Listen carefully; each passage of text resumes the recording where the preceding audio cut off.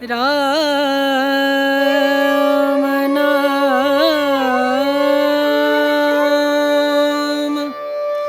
भजले राम नाम सुखधाम भजले राम नाम सुखधाम भजले राम नाम Sukhdham. In this age of Kali, the Lord has made a spiritual life very simple and very joyful.